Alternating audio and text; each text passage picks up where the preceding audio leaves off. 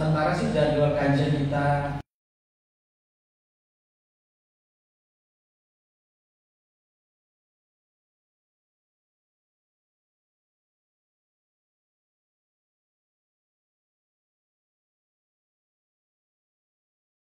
di tanggal 26-nya lagi Selasa, kemudian insya Allah Selasa berikutnya berakhir di Sanlat Pesantren Kilat ya. Yang mohon dukungannya dari teman-teman, kita sukseskan kegiatan ini satu sama lain. Nanti program-program ini juga kita simultan, istilahnya kita sama-sama sukseskan.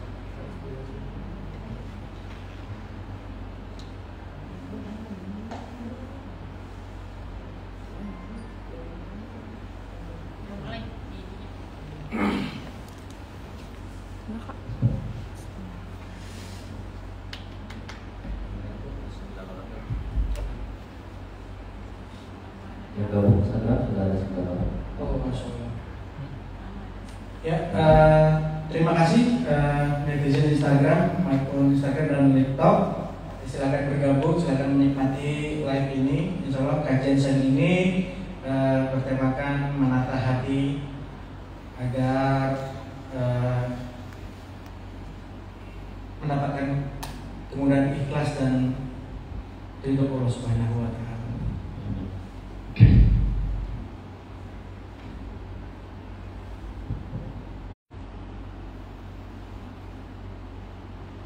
Baik, assalamualaikum warahmatullahi wabarakatuh. Waalaikumsalam warahmatullahi wabarakatuh. Waridwan wa maghfirah. Masya Allah. Alhamdulillah. Innalhamdulillah wa syukurillah wa la haula wa la quwata illa billah. Asyhadu an la ilaha illallah wahdahu la syarikalah wa asyhadu anna Muhammadan abduhu wa rasuluhu la nabiyya ba'da.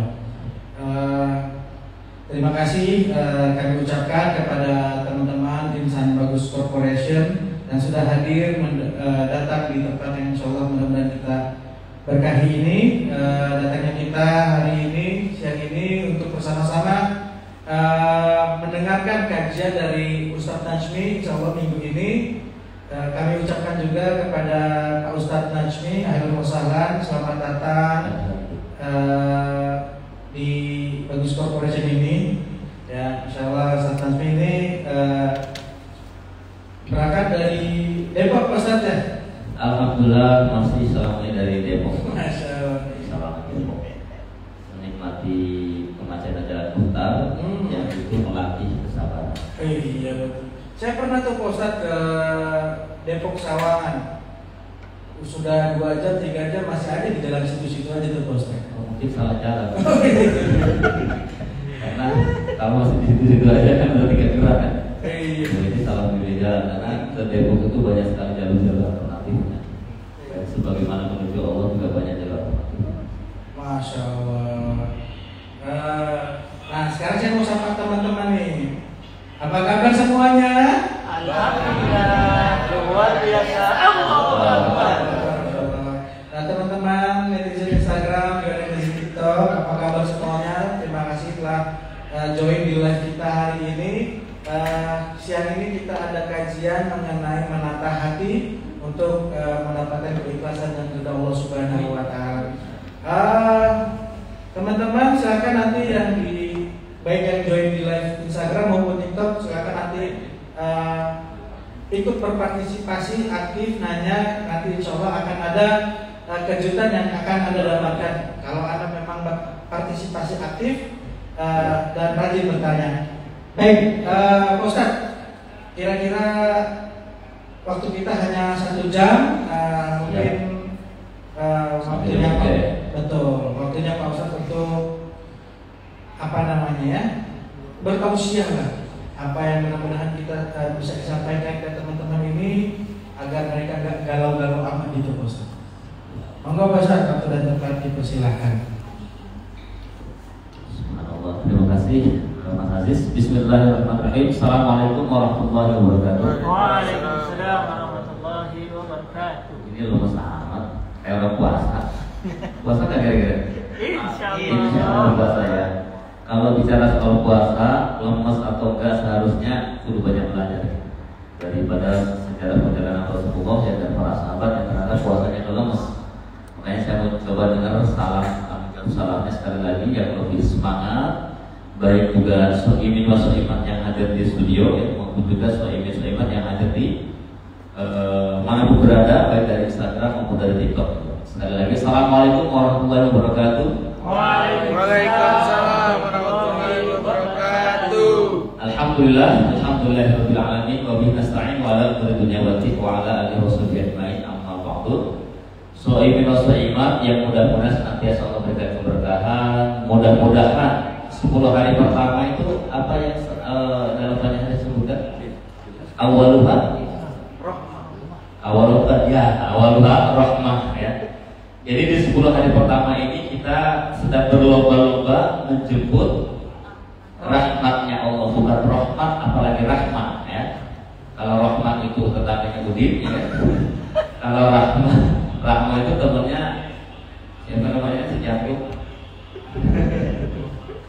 Temannya Nadia ya. Oke. Baik, sahabat-sahabat semuanya, soimat, hari ini tema kita cukup menarik sekali, bicara soal hati ya. Kemarin saya diberikan catatan oleh co-produsernya yaitu Kak Dinda ya. Kak Dinda bilang untuk tema hari ini tentang menata hati agar kita bisa sabar sama apa lagi? Dan ikhlas ya, sabar dan ikhlas. Ini luar biasa. Kajian ini mendalam. Karena biasanya umumnya orang ketika mengajukan tema apa itu lebih sering yang dirasakan oleh yang mengajukan. Iya. Umumnya bicara soal umumnya. Karena misalkan gini, yuk kita bukan kira-kira ramalan ini kita mau mengajukan tema apa ya? Kita yang lucu-lucu aja, kita bagus saja yang lucu. Memang boleh jadi saat itu mereka lagi pada dia. Gitu. Tapi ayo kita undang ustaz atau motivator atau pembicara yang bahasannya soal rezeki. Mungkin hari itu di saat itu komunitas itu sudah butuh rezeki ya, kan butuh cara bagaimana mendapatkan rezeki ya. Ada lagi, gimana caranya kita panggil ustaz yang suka memotivasi orang, membuat orang segera nikah. Misalkan itu ya. Itu bisa jadi kondisi saat itu perkumpulan tersebut lagi galau kondisi soal pernikahan ya. Nah, ya sama seperti kita ketika bermohon kepada Allah Subhanahu wa taala, minta kepada Allah kan apa yang kita inginkan, yang dirasakan harus kita sampaikan. Nah, hari ini kita bicara soal hati. Khusus menurut saya adalah situasi tim ingin memperbaiki hatinya ya. Mungkin ada hal-hal yang dirasakan kurang nyaman dan sebagainya. Bicara soal hati, Mas Aziz, yang menurut Mas Aziz hati itu apa sih? Menurut saya hati itu ini Ustaz, apa ya namanya, pusatnya dari tubuh dan pikiran kita. Pusat dari tubuh dan pikiran. Oke, menurut yang lain kira-kira apa yang dimaksud dengan hati dan seberapa penting hati? Hati kalau menurut saya segumpal daging, Ustaz. Sombong. Segumpal daging. Ya, kalau kita mensintip daripada salah satu hadis Nabi Muhammad SAW yang diriwayatkan oleh dua Imam Bukhari dan Imam Muslim, yang biasanya dituliskannya muttafaqun alaih. Kalau ada hadis riwayatnya rawahu muttafaqun alaih, dua imam yang sudah ittifaq itu sepakat. Nah, itu nama lain daripada Imam Bukhari dan Imam Muslim ya. Nabi mengatakan inna fil jasadi mudghah. Di dalam tubuh kita itu ada segumpal daging. Idza soluhat jasadu kulluh. Ketika segumpal daging ini sehat, maka insya Allah akan sehat keseluruhan. Wa idza fasadat jasadu kulluh. Ketika rusak segumpal ini, ya maka akan rusak secara keseluruhan. Ala wahiyal qalb. Itulah yang disebut dengan qalb, atau dalam bahasa Indonesia lebih mudahnya kita sering menyebut dengan hati. Namun teman-teman semuanya, dalamnya hati bisa nggak kita menakar? Dalamnya lautan bisa kita takar, tapi dalamnya hati Tidak. tidak bisa kita menakar. Ini lulus banget. Coba dia ada tepuk tangan dulu atau hore-hore dulu. Ini buat teman-teman juga yang di Instagram maupun di TikTok, jika mungkin ada hal yang langsung pengen disampaikan kepada kita, langsung aja chat, langsung tulis ya, atau boleh juga sumbang ke nomor yang tertera di bawah ini ya. Atau buat para alumni yang sudah hafal dengan nomor kita ya, nomor kami, boleh juga langsung chat WhatsApp-nya ya, silakan. Kita bikin asik aja. Nah, gimana caranya kita menata hati? Karena memang menata hati dibilang gampang bagi orang yang sudah terbiasa gampang, tapi yang nggak terbiasa berat ya, termasuk menjaganya. Ya kan? Contoh. Apa yang sering kita alami berat menjaga hati kira-kira? Yang ada hubungannya dengan soal kesabaran dan keikhlasan deh, yang paling mudah dulu dalam kehidupan kita. Melihat Bang Ajis naik mobil. Dengki masa. Ya, dengki, iri hati, ya kan? Ngelihat kita yang udah senior, misalkan gitu yang masuk kantor masih pakai motor, ya kan? Atau masih pakai apa ya? Sepeda listrik gitu kan? Tiba-tiba lihat Mas Aziz naik mobilnya mahal lagi ya, harganya 1,5 miliar atau 1,8 miliar. Karena naik bis kan miliaran harganya. Ya kan? Terus apa lagi kira-kira? Melihat pendapatan kita dengan pendapatan orang lain, ya kan? Melihat apa lagi? Misalkan Paras. melihat paras. Kenapa paras? Wajah. Terlihat tampan. Terlihat tampak wajah sendiri. Anggun. Kurang.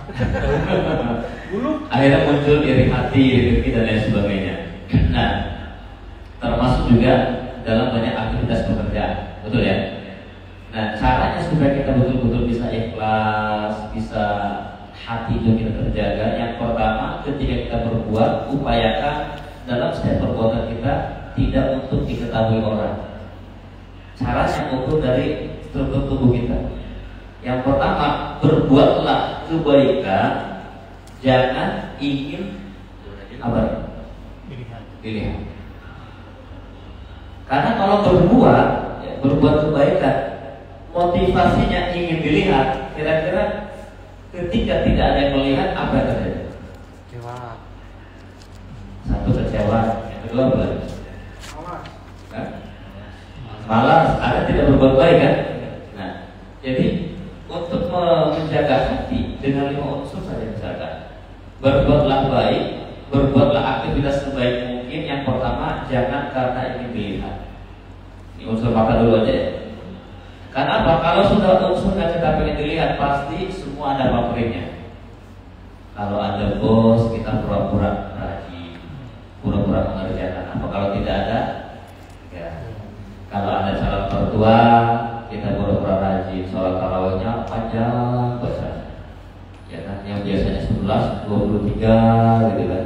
Biar terasa dianggap soleh gitu kan. Padahal kalau ukuran tarawih bukan soal bilangan soleh dan tidaknya, khusyuk dan tidak mengerjakannya ya. Jadi kalau kita sudah unsur ingin dilihat, ini maka tidak akan pernah kita bisa berbuat yang terbaik dan pasti akan berkurang ikhlas. Setelah yang dilihat, apa lagi? Jangan juga kita karena ingin pindah ke ini faktor unsur pandangan mata. Yang kedua adalah faktor unsur pendengaran. Kadang-kadang ada orang berbuat itu ingin didengar, ingin diketahui oleh pendengaran. Biar didengar masih kampung, kita itu berbagi takjil misalkan, gitu kan? Nah, kita dalam setiap hari kan juga berbagi takjil. Ini juga beda tipis tuh, hati-hati menjaga hatinya. Kita benar-benar ingin mengisi Ramadan dengan cara yang terbaik untuk mendapatkan rahmat di 10 hari terakhir, 10 hari pertama Ramadan, dengan kita pengen dilihat orang, pengen dia tuh lihat Bang Cita bagi-bagi takjil, gitu. Misalnya yang dibagi tetangga yang kira-kira ada yang mau, ada yang karena emang udah punya tujuan. Ya kan, ketika tidak ada yang melihat, akhirnya kasihnya sembarangan. Ya kan, kadang-kadang begitu kan. Berbuat baiknya, memberinya karena diliput, ingin dilihat, karena dibicarakan orang ingin didengar. Ketika tidak ada membicarakan, tidak ada meliputannya, ngasihnya sembarangan. Bahkan kadang-kadang mungkin begitu dilihat ini ada yang bagus, ada yang jelek, yang dikasih mana? Yang jelek. Ketika fokusnya kita ingin diketahui oleh orang lain. Berdua ya. Yang ketiga, berbuat baik karena ingin dipuji, ingin mendapatkan nama. Wah, kalau bukan karena Debbie akan beres, kalau bukan karena Iqbal nggak selesai. Ingin selalu mendapatkan nama. Maka ini selalu perbuatan kita akan terus mengejar pamrih. Ini baru 3 ya. Yang keempat, ingin selalu mendapatkan penghargaan. Berarti ingin pengakuan juga kan? Ingin reward. Mengerjakan apa selalu pengen bonus. Nah, kalau kata Bang Afan kan, lu rajin amat, emang ada bonusnya apa? Lu rajin amat, emang ada apa kalau misalkan lebih daripada jam kerja, emang ada lemburannya apa gitu kan? Selalu kita ingin mencari sesuatu yang dihargai, entah itu dalam bentuk materi maupun imateri, dalam sebuah bentuk pengakuan. Nah yang terakhir juga ingin ketika kita berbuat baik ingin mendapatkan balasan yang setimpal atau lebih. Kan ada gitu kan? Kita berikan sesuatu dengan harapan orang itu memberikan balik. Nah, ketika kita memberikan sesuatu orang itu nggak ngasih gimana? Kecewa kan? Nah, jadi paling tidak teman-teman semua di antaranya bagaimana kita menjaga hati kita berbuat baik bukan karena apapun, tapi murni karena siapa? Murni karena siapa? Karena Allah Subhanahu wa Ta'ala. Karena kalau sudah seperti itu, yakinlah balasan dari Allah akan jauh berlipat. Seperti contoh misalkan, nah teman-teman ini aktif di dunia travel ya, melayani orang-orang yang berangkat haji dan umroh, betul ya? Nah, kira-kira teman-teman pernah nggak mengalami sebuah fase, sebuah masa di mana kayaknya udah gua layani yang terbaik, udah santun banget ngomongnya, kenapa dia begitu ya? Ya kan? Udah baik kalau kita pikir kenapa dia marah-marah begitu ya dan lain sebagainya. Udah gua layani daripada yang lain juga lebih ngucapin makasih kan? Ya kan? Kasih formal kan dikit gitu kan? Dengan bonus apa nih? Kagak lempeng-lempeng aja. Ada nggak pernah ngalamin kayak gitu? Nah, ketika teman-teman ada sebuah rasa pernah ngalamin, berarti boleh jadi 5 unsur ini masih ada. Mengerjakan sesuatunya, membantu orangnya masih karena faktor tadi. Ingin karena dilihat, ingin karena didengar, ingin karena dibalas, ingin karena diakui, ya kan? Ingin karena dihargai, boleh jadi. Karena apa? Kalau kita sudah benar-benar tulus lillah karena Allah, itu sudah seperti lautan yang dikasih garam. Apa rasanya? Tetap asing, nanti tidak menambah rasa asing. Sama saja. Atau seperti sungai yang besar yang dikasih garam 1 kilo berubah rasa sungai. Jadi tahu hati kita seluas 1 sudah. Dan kalau sudah bisa seperti itu, kita sudah benar-benar bisa ikhlas, benar-benar bisa sabar menghadapi apapun, dan kita betul-betul berarti memiliki hati yang soluhat tadi, hati yang sehat, yang tidak terpengaruh oleh apapun. Pokoknya saatnya berbuat baik aja. Nah, ini kalau kita bicara soal contoh, ya, kalau bicara soal contoh atau juga kita mencoba bersidat dalam salah satu hadisnya Nabi Muhammad SAW ketika ditanya oleh para sahabat, wahai Aisyah, bagaimana sih cara bersikapnya Nabi ketika dihina, ketika dicaci maki, dan ketika direndahkan? Apakah Nabi membalas balik? Apa kata Nabi? Apa kata Aisyah? Maka Aisyah menyebutkan dengan hadisnya, Rasulullah itu sikapnya la yajzi as-sayyi'at bis-sayyi'ah walakin ya'fu wa yasfah. Rasul itu gak pernah membalas keburukan dengan keburukan, akan tetapi senantiasa memaafkan, berdamai, dan bahkan kasih lebih. Ketika yang menyakitinya sakit, ditengok, dibawa oleh. Ketika yang menghinakannya sakit, ditengok, diucapkan salah. Kita kira-kira bisa nggak sudah sampai fase itu? Betul ya? Meskipun manusiawi kan, ketika kita misalkan dihinakan, direndahkan, dicubit balik, manusiawi. Karena ternyata sikap manusiawi ini juga pernah terjadi pada satu sosok manusia mulia yang namanya Nabi Muhammad SAW, yang ketika dikatakan oleh Aisyah, la jazi Aisyah saya, tapi Rasul juga dalam catatan sejarah pernah melakukan sesuatu yang sedikit, kalau dalam bahasa kita membalas keburukan orang lain kepada diri. Ingat ya kisah apa? Ada yang tahu nggak? 5.000 rupiah. Kan? Baru 5.000, saya naikin lagi 10.000 rupiah. Oke? Nunggu 20.000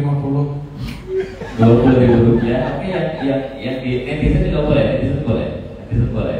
Ya, boleh menjawab dari komentar ya. Boleh menjawab dari komentar. Yang di Instagram maupun Twitter, silakan. Pertanyaan apa tuh Ustaz tadi? 30.000 rupiah. Rasul itu pernah sedikit balas dendam, balas dendam kepada orang yang sudah menyakiti perasaan. Itu tercatat dalam sejarah. Meskipun Aisyah bilang tadi Rasul itu adalah saya bisa ya melakukannya mulai. Tapi ini jangan jadi kata Rasul balas dendam gitu. Tapi artinya ada, pernah terjadi, namun tetap bernilai baik. Nanti ini makanya ini jangan dipotong gitu ya.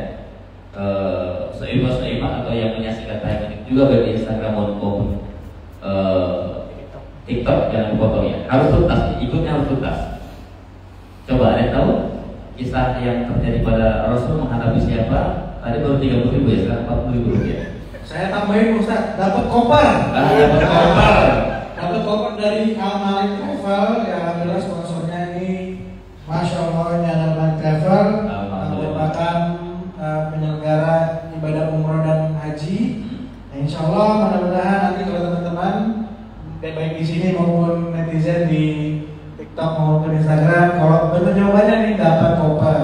Subhanallah, tuh dari saya dapat 10.000, 50.000 sekarang dapat koper, ya. 50.000 plus dapat koper, silakan. Ya kalau netizen yang ada di luar sana kan bisa sambil googling. Tapi saya rasa tak banyak yang mengisahkan soal ini. Silakan 50.000 plus koper, ya. Sebelum saya tutup. Bang Padan nunggu 70.000 Ustaz. Ya udah 70.000 ya plus koper. Silakan. Apakah ada? Ya, saya hitung sampai 5. 70.000 itu dapat sarung ya. Oh iya, ini nih buat Timur. Ini benar. Lihat tuh. Ayo coba. 100.000 deh ya, saya hitung 1, 2, 5. Oke. Jawabannya apa Bang kita? Tunggu ya. Kalau hadiah kopernya masih berlaku ya bagi yang mungkin bertanya.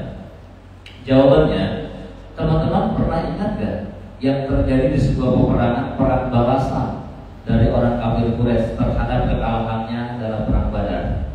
Mereka merangsek kaum muslimin dengan mengutus Khalid bin Walid sebagai panglima pasukan berkuda di sebuah tempat yang tak jauh dari tanah kota Madinah yang disebut Jabal, yang nanti akan ada di pintu surga.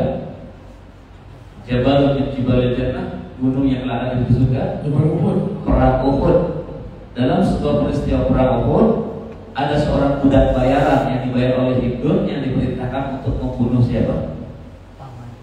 Paman Rasulullah, namanya Hamzah.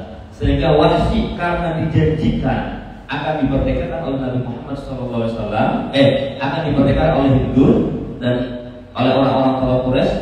Saat itu Hindun memberikan hadiah banyak, sehingga karena ingin merdeka, budak itu di zaman dulu, budak itu dalam penguasaan majikan, sehingga mau dicaci, mau dimaki, mau disakiti itu terserah majikan. Sebelum dibebaskan, kalau dibebaskan diperdekakan maka seperti orang pada umumnya. Jadi sehingga dia bisa menikah sesama orang-orang merdeka, kalau budak sesama budak saja. Dan bahkan dalam sejarah dulu budak itu boleh dinikmati oleh sang pemiliknya, oleh sang majikan karena sudah dibeli. Dijadikan merdeka, senang nggak kira-kira? Wah senang, maka dia berangkat dengan tombaknya, karena orang-orang Ethiopia itu dikenal ketika lempar berbunyi atau lempar tombak itu tepat.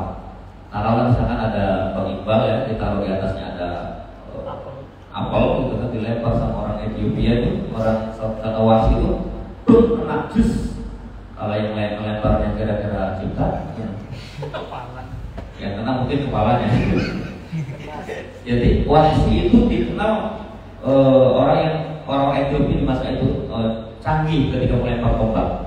Masuk dalam menjadinya dalam bahasa kaum muslimin sehingga menombak Hamzah tembus dari depan sampai ke belakang.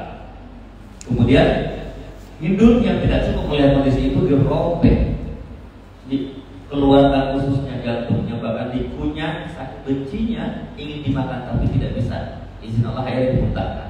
Bahkan ibunya katanya dalam beberapa kata sejarah dipotong, dipotong, disambungkan dengan khususnya dijadikan sebagai kalung, dihinakan luar biasa. Nah, setelah peristiwa perang Uhud itu di sore hari dalam matahari terbenam, Rasul melihat sahabatnya dulu termasuk tercengang-cengeng ketika melihat Sayyidina Hamzah yang sudah kondisinya begitu. Maka Rasul katakan, akan aku balas, ya kan? Apa yang mereka perbuat terhadap nabinya, bakal melebihi apa yang mereka lakukan pada nabinya. Tapi Rasul diingatkan sama siapa? Sama Allah, balaslah yang setimpal, tapi memaafkan jauh lebih utama atau lebih baik. Makanya Aisyah mengatakan Rasul itu gak pernah dendam. Ada sisi manusia tapi diingatkan sama Allah langsung, diingatkan sama Allah. Ya? Nah, tapi peristiwa ini sangat terdengar kabar. Siapa yang membunuh Hamzah? Wahsy. Waktu berlalu, tahun berlalu, ya kan? Sudah setelah peristiwa Mekah juga banyak orang berbondong-bondong masuk Islam, termasuk Wahsy. Ketika Wahsy datang kepada Nabi Muhammad menyatakan keislamannya, Rasul tahu engkau yang membunuh siapa? Hamzah. Karena yang persoalan kan yang dibunuh adalah Nabi, orang yang disayang oleh Nabi, pembela Rasulullah, itu persoalan yang dibunuh. Ya. Jadi ketika itu Rasul mengatakan engkau yang membunuh Hamzah. Maka kemudian mengangguklah Wahsy. Apa yang dilakukan Rasulullah? Diterima syahadatnya Wahsy, masuk Islamnya Wahsy, tapi kemudian Rasul minta apa? Setelah ini jangan pernah menunjukkan lagi wajahmu di hadapan. Itu diantara cara, ya. Artinya kan Rasul berarti ada marah, ya, betul nggak? Nah, ini satu diantara cara. Kalau kita lagi marah, dendam sama orang, sudah kita maafkan, tapi nggak bisa lupa. Kadang-kadang begitu kan?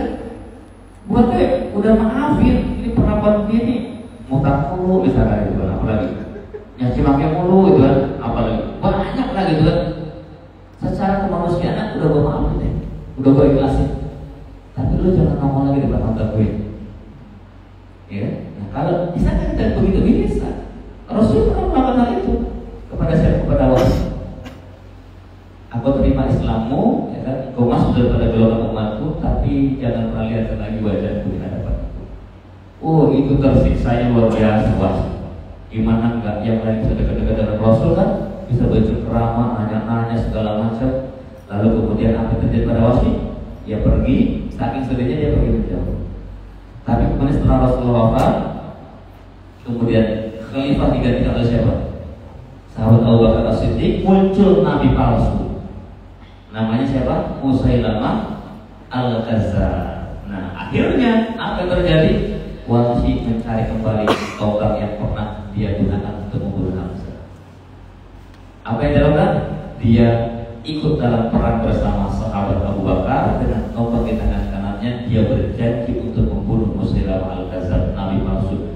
Paling tidak menurut dia ini mungkin yang akan setimpal dengan perbuatanku sebelumnya membunuh Hamzah. Karena aku tidak tahu tentang Islam, ya kan? Maka dengan tombak tersebut Wahsy berhasil membunuh Musailamah Al-Kazzab. Nah, jadi bukan tidak boleh. Kalau kita lagi udah konflik, sudah memang belum bisa misalkan berdamai dengan keadaan, dengan hati kita terhadap misalkan siapa.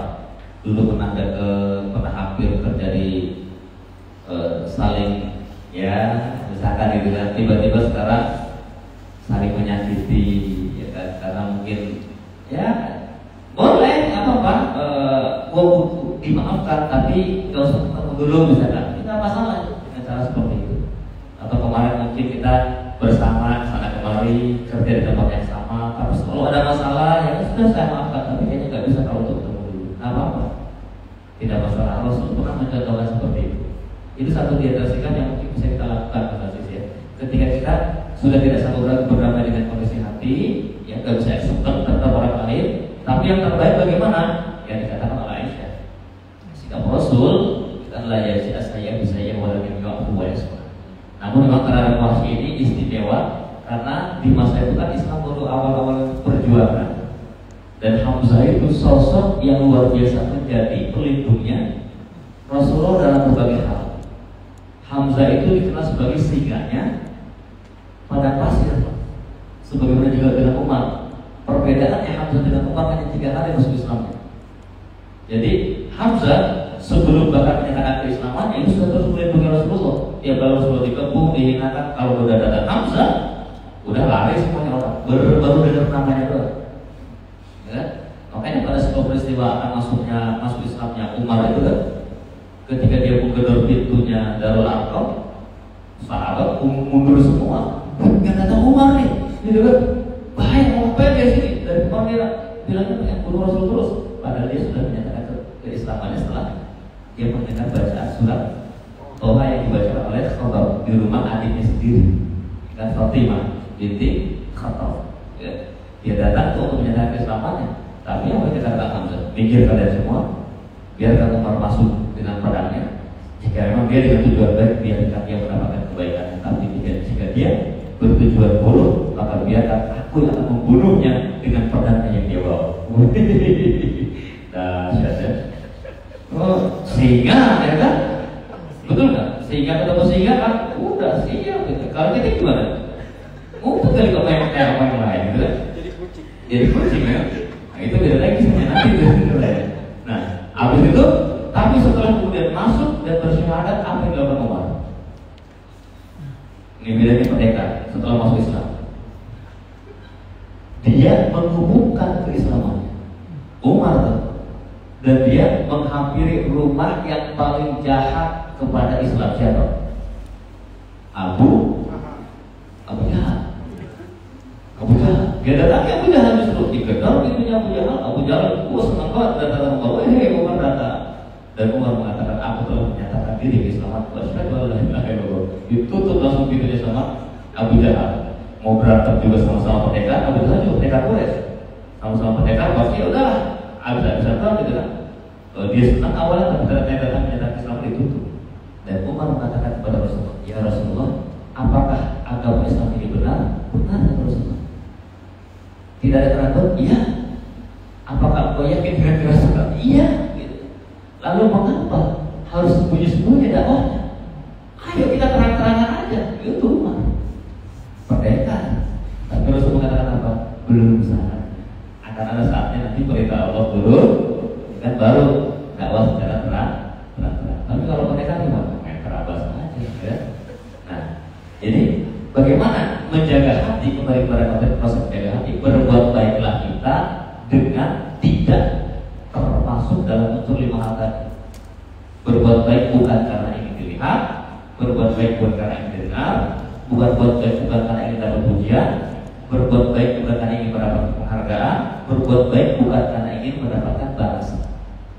Bahkan kalau sudah bisa mampu ini, insya Allah kita akan menjadi orang yang paling ikhlas karena berbuat baik kita hanya karena Allah Subhanahu wa Ta'ala. Latihannya, mau saya tahu latihannya? Oh. Setiap kali kita masuk toilet, kita lihat langsung misalkan ada tabungan atau kotor, apa yang kita lakukan biasanya? Keluar, pindah toilet yang lain. Gitu ya? Kalau kita sih dipoto dulu, dipoto, dicari bukti ini milik siapa. Jadi caranya ketika kita masuk toilet, kalau kondisinya bersih, kering di masa awal kita gunakan, harus kita gunakan, kita bersihkan lagi, kita keringkan lagi, supaya apa? Supaya yang masuk berikutnya dalam keadaan bersih dan kering dan nyaman digunakan. Ya kan? Karena apa? Pada saat itu ada nggak yang melihat kita? Ya ada. Ada nggak yang melihat kita? Nggak ada, kecuali kita bikin apa? Video selfie sendiri ya. Itu tidak ada. Atau ketika kita masuk ke toilet, kok ada tabungan punya orang tas siapa, kotor lagi kan? Kita bersihkan dulu, kita gunakan, kita bersihkan. Tidak ada yang melihat. Itu kita isolakan terhadap dari mana? Tidak karena ingin dilihat, tidak karena ingin didengar, tidak karena ingin dapat pujian, tidak karena ingin dapat balasan dan penghargaan. Betul? Kecuali misalkan masuk kalau ke HRT, tolong dong kamu di baterai semuanya. Saya mau keluar dari ini, gitu kan. Tuh lihat sekarang kering apa enggak? Beda lagi, ya. Sama halnya kayak cerita orang yang nyumbang di masjid. Masuk angin nih kayaknya. Yang di musola itu kan.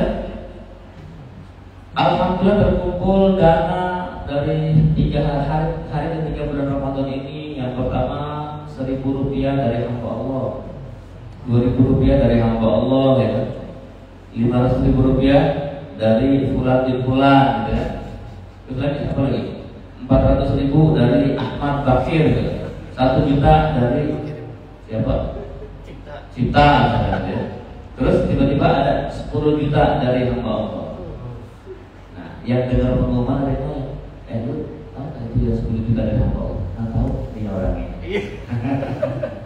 Kadang-kadang dia tuh nggak sabar pengen diketahui orang.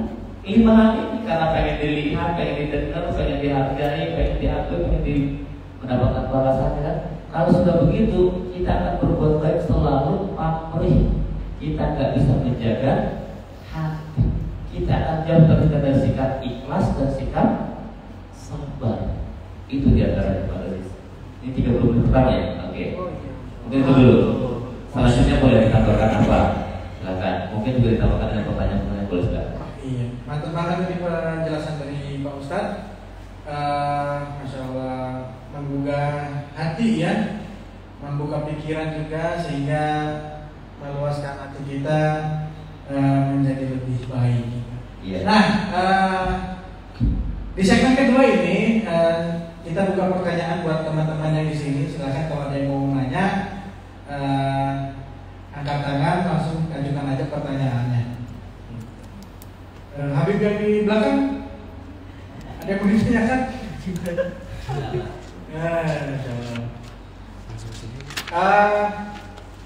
Dari netizen, oke, sebelum kita flowkan pertanyaan ke apa namanya, ke audiens yang di sini, Mas Agus. Sapa-sapa dulu mungkin ya. Oh iya, Ya, boleh sama-sama dulu. Assalamualaikum dari Pak Sidwan. Waalaikumsalam Pak Sidwan. Alhamdulillah sehat selalu ya Pak Sidwan ya. Alhamdulillah ini umroh bulan apa saya mau bulan ya Pak Sidwan sehat. Saya masih ingat. Mas Sugiono. Ya, sama Mas Sugiono ya. Sama Ibu Ut ya, yang rombongan sama Ibu Ut, betul. Ini ada pertanyaan nih, Neneng Rina. Dari Kagis aja. Di sini. Oh iya, betul. Dari sini apa? Nih, oke. Ustaz, ini ada pertanyaan dari Neneng Rina 83. Halo Kak Neneng ini dari mana ya? Nanti disebutin aja. Bismillah Ustaz, izin bertanya, bagaimana cara agar hati kita selalu terhubung kepada Allah? Masya Allah. Dan hati kita selalu terjaga dengan baik. Terima kasih. Ya. Ini pertanyaan dasarnya. Bagaimana caranya agar hati kita senantiasa terkoneksi dengan Allah? Ya, koneksi internet boleh putus, tapi koneksi dengan Allah tak boleh putus. Ya, koneksi dengan dia boleh putus, tapi koneksi dengan Allah tak boleh putus. Ya. Jadi caranya bagaimana? Ini memang pertanyaan tidak sederhana. Ya. Secara pribadi, saya mengajar saja ya. Saya juga masih dalam konteks jauh dari kesempurnaan. Secara pribadi, langkahnya adalah yuk kita bayangkan hidup kita tinggal 1 menit lagi. Coba saya mau tanya deh kepada nenek, kepada semua yang hadir, kalau kita tahu hidup kita tinggal 1 menit lagi atau sejam lagi deh, kalau sejam, hidup kita tinggal 1 jam lagi, apa yang akan kita perbuat? Pasti beribadah, berbuat baik ya. Gak akan ada yang namanya saling ceng-cengan, saling bully ya. Betul nggak? Betul ya. Ya, artinya apa? Ketika kita sadar usia kita terbatas, kita bisa sampai kapan saja kembali kepada Allah, maka insya Allah kita akan mampu menjaga lisan kita, pandangan kita, pendengaran kita, terutama hati kita. Karena hati kita adalah lokomotifnya yang akan mengarahkan kita kemana kita berbuat. Caranya begitu. Sadari bahwa kita tak lama lagi akan kembali kepada Allah, dan sadari bahwa kita senantiasa ada dalam pengawasan Allah. Kalau itu bisa, dahsyat. Inilah yang disebut dengan ihsan dalam bahasa agama ya, Pak. Kan ada rukun iman, ada rukun Islam, ada ihsan. Ihsan itu sebuah kesadaran, awareness, nenek tadi. Kita itu betul-betul sadar kemanapun kita bergerak, kemanapun kita mengarah, ada CCTV yang terus mengawasi kita. Contoh, ya, kita di sebuah ruangan ada makanan enak, ya kan, ada CCTV, berani nggak kita nyolek? Ya berani, karena bukan milik kita. Kita nanti nyolek dikit, kita ketahuan sama CCTV. Tapi ketika CCTV-nya tidak ada, berani nggak? Berani. Kenapa? Karena merasa tidak ada yang ngawasin.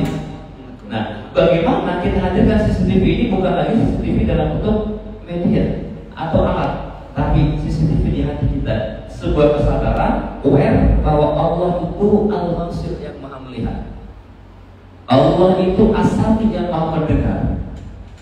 Jadi Allah itu akan senantiasa memantau semua gerak langkah kita, gerak-gerik kita, perbuatan kita, hatta ucapan kita, hatta apa yang terbesit di hati kita, Allah tahu. Nah, ketika kita sadar itu, maka misalkan ketika dalam hati mau julid aja dikit aja misalkan, mau julidin siapa misalkan ini, yang suka julidin siapa? Fajar. Mau julidin Fajar misalkan. Fajar hari ini masih belum punya pasangan misalkan, mau dijulidin misalkan gitu, misalnya gitu kan. Tiba-tiba kata kalau gue julid kan Allah tahu, ya kan? Mau ngomong. Kalau gue ngomong ntar Allah dengar, gak jadi. Jadi ketika kita ada sebuah kesadaran, maka insya Allah kita akan keren. Jadi ini caranya adalah hadirkan sebuah rasa bahwa kita ada senantiasa dalam pengawasan Allah. Caranya yang paling mudah, anggap aja nih, bayangin hidup kita udah tinggal semalis lagi atau tinggal sejam lagi. Maka insya Allah kita akan on-track mengerjakan perbuatan-perbuatan baik. Ketika kita misalkan mau nyuri, alhamdulillah, padahal mati nih. Masa mati dalam keadaan nyuri, lagi judi misalkan gitu kan, ciao gitu kan, kiu dan aduh ntar mati gimana gue, masa mati dalam keadaan judi misalkan, dihukumi di masjid, inna lillahi wa inna ilaihi raji'un, telah meninggal dunia misalnya kok. Abdul Rahman misalkan, Abdul Rahman dalam keadaan berjudi di pasar depan, enak ya, panjang pula. Iya, jadi alhamdulillah ini aja suka nambahin aja nih, bikin kita pikirannya kemana-mana. Jadi upayakan hadirkan sebuah rasa tidak diawasi oleh Allah, dan bayangkan hidup kita tak lama lagi. Insya Allah kita akan ngerem untuk tidak berbuat yang aneh-aneh. Ya, mungkin itu Neneng, ada lagi silakan. Ya, begitu ya Neneng ya. Mudah-mudahan itu caranya dari Ustaz ini agar hati kita selalu terkoneksi dengan Allah Subhanahu Wa Taala. Nah, ini ada juga Ustaz dari netizen Instagram juga, dari Yati Nuraini 227. Assalamualaikum Ustaz, assalamualaikum warahmatullahi wabarakatuh. Ini ada pertanyaan Ustaz dari Allah. Katanya gimana bacanya?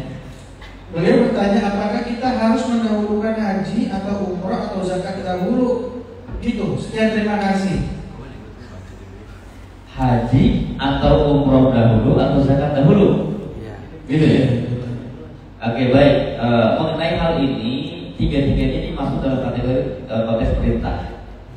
Haji diperintahkan, umroh juga diperintahkan. Rasul mengatakan, "Man aradal hajja falyata'ajjal." Kalau engkau ingin berhaji maka segerakan. Nah, lalu bagaimana kalau ada kewajiban zakat? Mana dulu yang didahulukan? Misalkan zakatnya zakat apa nih? Zakat mal, ya. Kalau zakat mal, kalau sudah sampai haulnya, sampai pada tahunnya, lepaskan zakat. Misalkan haulnya sudah di bulan Ramadan ini, ya berarti apa? Tunaikan zakat dulu, karena haji bulan besok, ya kan? Tapi kalau misalkan haulnya belum, untuk zakat mal misalkan belum 1 tahun, masih di pertengahan tahun, di pertengahan tahun bulan haji dulu. Jadi mana prioritas di awal?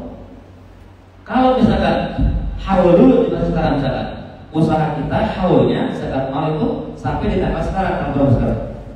15 April. Maka tunaikan dulu. Haji kan bulan Juli. Betul ya? Jadi mana yang dahulu saja? Tiga-tiganya perintah yang harus diserahkan, tapi mana yang dahulu masuk kepada waktunya. Ya, jadi silakan. Kalau waktunya sudah masuk waktu haul ya silakan keluarkan dulu. Atau kalau buat zakat fitrah kan batasannya adalah sebelum sholat Id.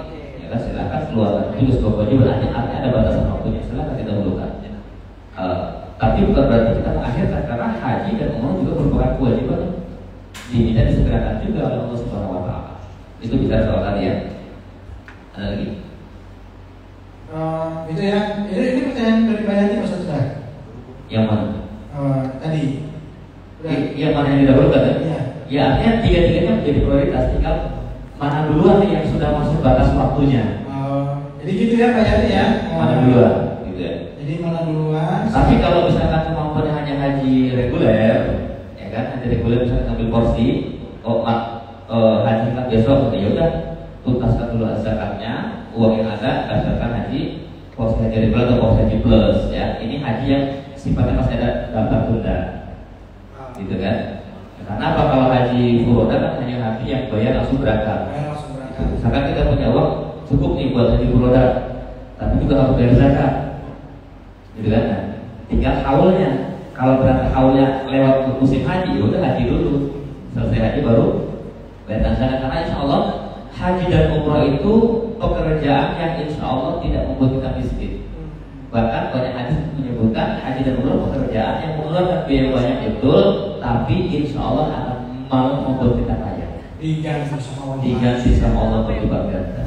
Gitu ya Pak Yanti ya. Betul. Ini Pak Yanti yang di PWK kan ya.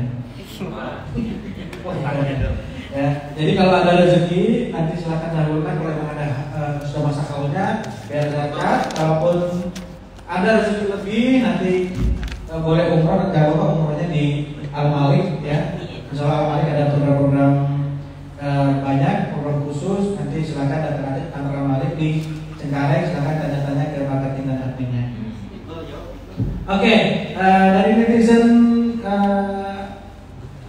audiens yang di ruangan ini silakan, kalau ada yang mau tanya, Bang Iqbal silakan tuh.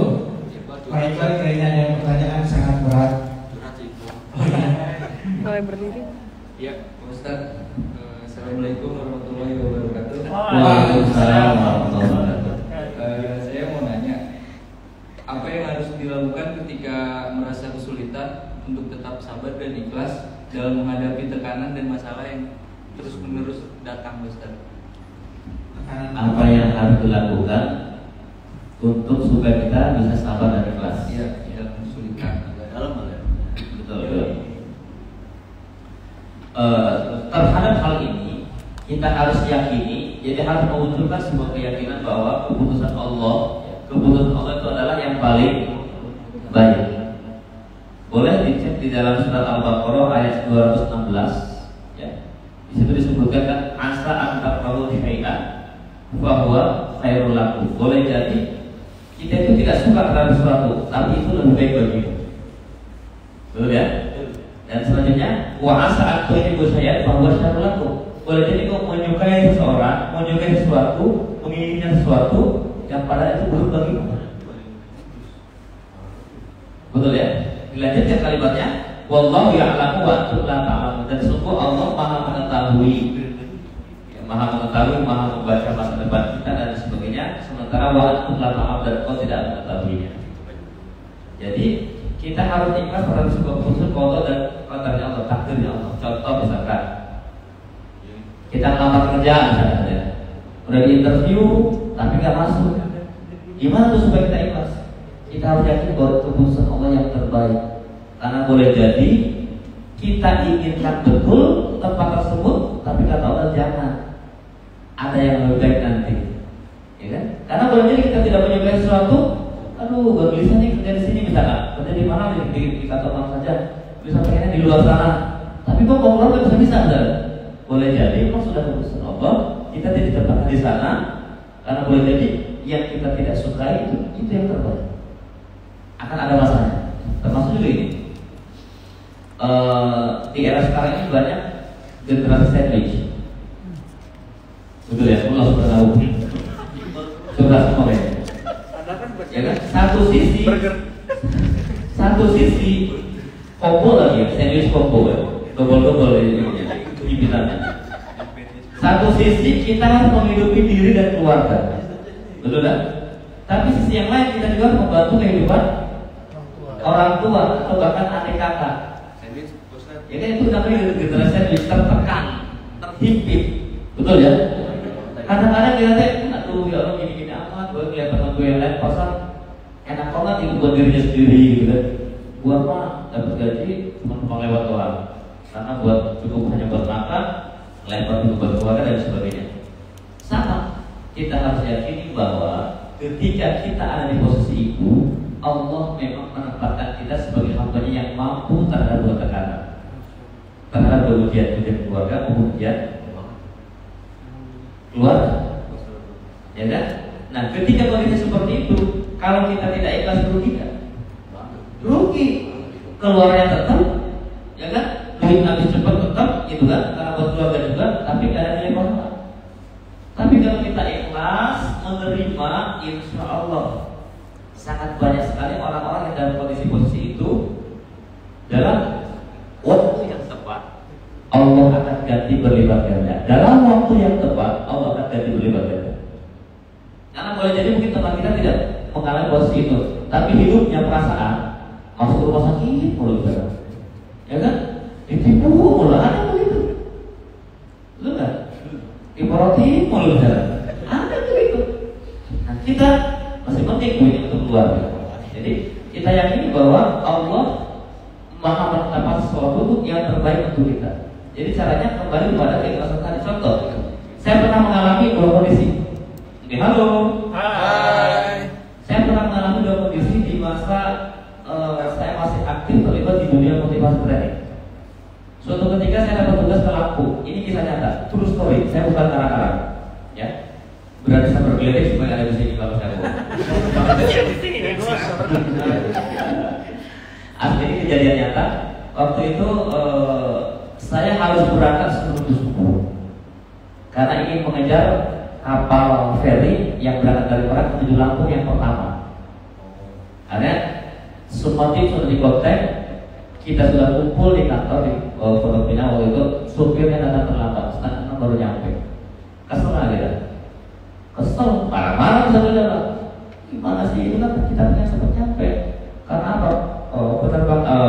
Pergerakan kapal pertama itu adalah setelah subuh. Jadi sebelum subuh kita sudah berangkat, subuh di sana kita berangkat lebih cepat. Akhirnya karena terlambat sambil ngomel-ngomel ya, manusiawi ya, berangkat sampai Perak, akhirnya betul kapalnya itu sudah berjalan lebih kurang mungkin ada 50 meter sudah bergerak. Tuh bukan harusnya kita udah naik tuh, udah mungkin marah-marah juga kan. Kita akhirnya nunggu kapal berikutnya. Kan cukup lama, biasanya sekitar 1-2 jam kan. Nah, lagi nunggu, tiba-tiba ditelepon dari pihak panitia dari Lampung. Kak Nasmi sudah di mana posisi? Dia manggilnya kakak dulu, masih dipanggil kakak.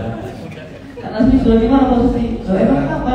Oh maaf, sampai dengan panitia saya terlambat. Jadi saya mau menggunakan kapal berikutnya. Enggak, posisi di mana? Memang kenapa? Kapal yang pertama kali berlayar itu terbakar di tengah perjalanan. Lepas saya. Dan apa yang terjadi? Alhamdulillah. Kadang-kadang kita bersyukurnya belakang. Padahal kalau kita betul-betul yakini semua karena izin Allah, kalau kita yakini semua karena izin Allah, MC ya. Kalau kita yakini semua karena izin Allah, kita langsung harus iktibar kan? Oh pasti ini ada sebuah kebaikan dari Allah. Betul ya? Nah, itu yang terjadi. Kapalnya terbakar, semua panitia khawatir kita ada dalam kapal tersebut. Allah selamatkan. Dengan cara apa?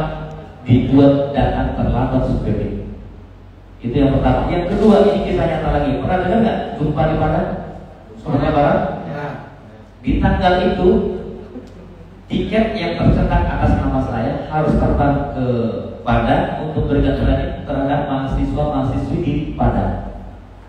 Tapi kan ada pergantian, saya diminta ke tempat yang lain.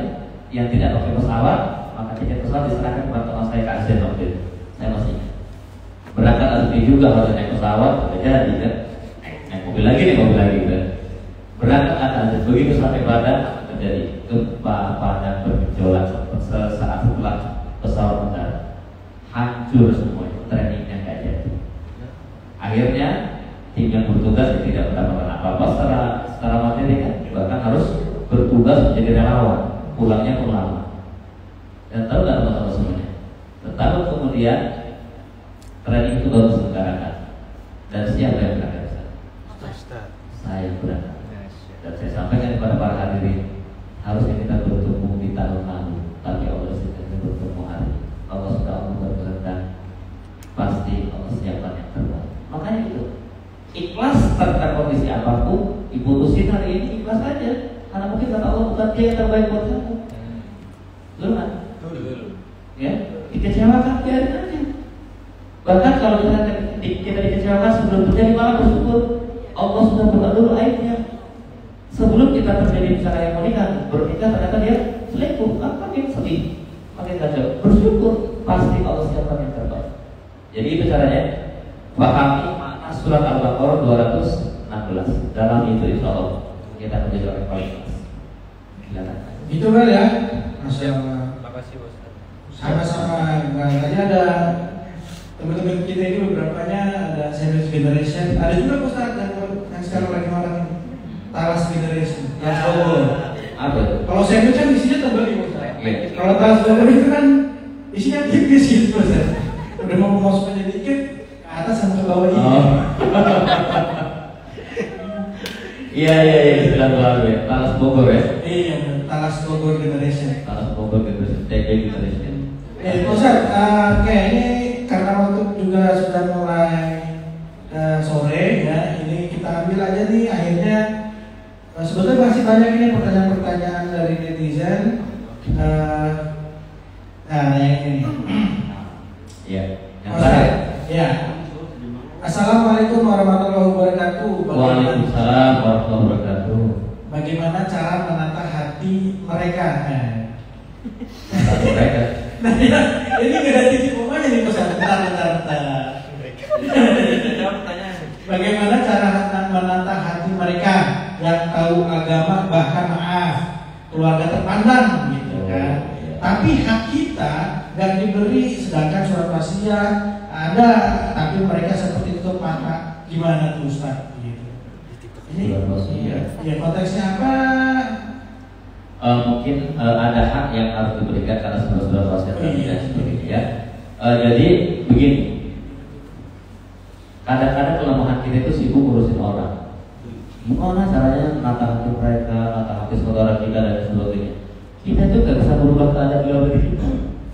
Yang bisa kita ubah adalah hati kita. Tatasannya hati kita, jadikan kita ikhlas karena apa? Apalagi tadi hubungan dengan surat wasiat dan sebagainya, dosa kalau tidak ditunaikan. Maka biarkan itu menjadi dosa. Ketika kita tidak dapatkan di dunia, yakinlah pasti kita akan dapat di akhirat nanti. Meskipun ada bilang ya Ustaz, kalau di akhirat kita udah bisa makan itu gitu kan. Ya memang, tapi itulah yang akan jadi kumpulan pahala kita nanti di hadapan Allah Subhanahu wa Ta'ala. Jadi caranya adalah sampaikan, ingatkan, ya kan? Kalau sudah ya sudah, serahkan dan ikhlaskan. Kembali kepada surat Al-Baqarah 216 tadi, ya kan? Boleh jadi kita inginkan itu karena ada segala macam, tapi Allah bilang itu mungkin tidak baik bagimu, maka biarkan itu jadi tabungan pahala buatmu yang akan kau ambil nanti di yaumil akhir saat surganya Allah Subhanahu wa Ta'ala. Itu yang terpenting. Nah, makanya terhadap kondisi kita apapun yang terjadi ini, mungkin mengarah kesimpulan ya, terhadap apapun yang terjadi, coba halo, hai, coba ending semuanya yang mungkin barangkali sering dikecewakan, sering punya masalah segala macam. Satu, ya, curhatnya ke Allah. Di mana? Di dalam sholat dan setelah sholat. Nah, kalau dalam sholat kita sambil ngomong nanti batal, ya. Gitu ya. Bisa sambil ngomong di dalam sholat sambil sujud di dalam hati ngomongnya. Jangan ngomong sambil ngecek, itu nanti batal sholatnya. Karena harus pakai bahasa Arab ya. Kemudian setelah sholat, jadi dalam setelah sholat, saat sholat dan setelah sholat, ngadu curhat sama Allah. Waktu yang terbaik di sepertiga malam. Silakan curhat sama Allah. jangan curhat di medsos, karena saya menemukan penelitian. Ada penelitiannya ketika ada orang curhat di medsos, 80% itu gak peduli apa yang diposting. Kasihan ya. Kita udah curhat-curhat pada yang lain, orang tuh 80% gak peduli. Ya kan? Curhat-curhat aja, itu 80% tidak peduli. 17%-nya puas. Puas itu dalam maksud apa? Ketika kita curhat, ada 17% orang yang puas, bahagia dengan curhat kita. Berarti apa? Kata orang Sunda namanya syukurin lo, gitu loh. Puas, gitu loh. Jadi justru malah ada 17% yang merasa terpuas dengan curhatan orang. Gitu loh. Rugi nggak? Rugi loh. Sudah 80% kita dicuekin, 17%-nya yang puas, justru hati mereka terpuaskan dengan kesengsaraan kita. Jadi ada 17% orang yang bahagia dengan penderitaan kita, bahagia dengan curhatan kita di sosmed. Kemudian 3%-nya enak. Coba. Jadi ketika kita curhat di medsos tuh, mau di Instagram, mau di Facebook, mau di TikTok, di Twitter, di apa saja, 80% orang nggak peduli dengan curhatan kita. 17%-nya mereka happy dengan kesengsaraan kita. Ya kan? 3%-nya mereka enak. Coba, ini ruginya bertikel-tikel. Maka curhatlah kepada Allah Subhanahu wa Ta'ala dimanapun kau berada. Itu juga diantara cara kita menjaga hati agar kita bisa berikhlas dengan ketentuan Allah Subhanahu wa Ta'ala. Karena Allah tahu yang terbaik buat kita. Ya Allah, kita bismillah kasih boleh. Jadi Allah tahu takaran kita belum mampu kalau mau kasih miliar. Yang ada lu oleh. Rekeningnya masih mampu nampungnya mungkin 10 juta, ya segitu ya, terima aja dulu, ya kan? Karena apa? Kalau kita syukur maksimum dengan rezeki kita terima, Allah bilang apa? Allah tuh tambah kalau sudah mampu mensyukurinya dengan maksimum, digunakan dengan tepat dan sebagainya, pasti akan tambah dari arah yang tak disangka. Itulah pentingnya kita menjaga hati, karena hati tadi segumpal daging yang kalau sehat baik maka akan sehat baik secara keseluruhan, kalau ini rusak maka akan rusak secara keseluruhan. Di Ramadan kali ini penting kita menjaga hati. Itu Masya Allah, itulah pentingnya buat kita untuk menjaga hati, menata hati agar lebih baik lagi ke depannya. Alhamdulillah. Masya Allah, tidak terasa Pak Ustaz, waktu sudah berjalan cukup cepat ya. Hari ini terima kasih banyak untuk pengajiannya dan teman-teman juga terima kasih sudah datang dan sudah berpartisipasi aktif, baik yang offline maupun yang online. Mudah-mudahan kalau ada pertanyaan baik netizen TikTok maupun Instagram, kalau ada pertanyaan silakan bisa dikirim atau komen, nanti kita tampung, nanti insya Allah kita jawab di minggu depannya Ustaz, atau kita jawab dengan video taping gitu Ustaz. Ya. Baik, atau yang usul judul juga boleh ya? Ya boleh yang mau usul judul Ustaz, kita bahas ini dong gitu. Kita bahas misalkan perkawinan atau perselingkuhan, ini gimana nih Ustaz masalah perselingkuhan? Boleh. Iya. Tadi belum tutup ya? Belum. Mungkin ada, tadi saya baca ada yang nanya gimana hukumnya orang umroh berulang kali tapi belum haji. Oh iya. Ya. Kayaknya menarik tuh, boleh kalau mau dijawab Ustaz. Umroh berulang kali tapi boleh haji. Hukumnya bagaimana? Umroh yang pertama hukumnya wajib. Umroh yang kedua hukumnya mubah. Boleh. Jadi berulang kali itu mubah. Silakan. Dan Rasul juga kan mengulang-ulang, mubah boleh atau juga sunnah. Ada dicontohkan dari Rasulullah umrohnya 4 kali. Karena Rasulullah mengulang-ulang baru kemudian haji. Jadi bukan tidak boleh, boleh. Tapi kalau misalkan pilihan, ada nggak yang lebih baik lagi? Ada. Yang lebih baik lagi, kenapa juga? Karena haji itu kan terkait dengan waktu. Kuota. Nunggunya 20 tahun. Ya kan nggak daripada nunggu setiap tahun saya mau umroh dulu boleh nggak apa-apa. Sesekali baik juga mengumrohkan orang lain. Ya kan itu juga dapat apa? Karena kalau kita mengumrohkan orang lain, pahalanya yang mengumrohkan buat dia dapat, buat kita juga dapat, tidak berkurang sedikit pun. Jadi kalau bicara hukumnya apa? boleh dan sunnah, tidak haram.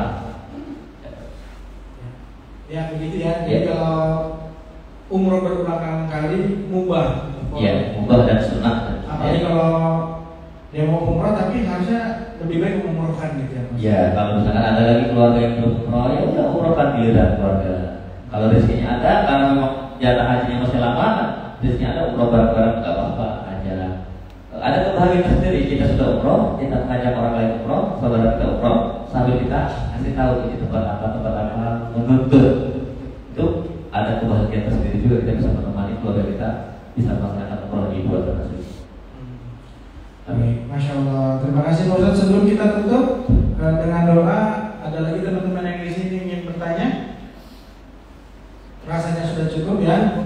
Masya Allah. Nanti pertanyaannya boleh disalurkan di pertemuan selanjutnya. Baik Pak Ustadz, sebelum kita tutup, mohon kesediaannya Pak Ustadz untuk memimpin doa sebelum kita tutup. Baik, bismillahirrahmanirrahim. Ila hadratin Muhammad sallallahu alaihi wasallam wa khususan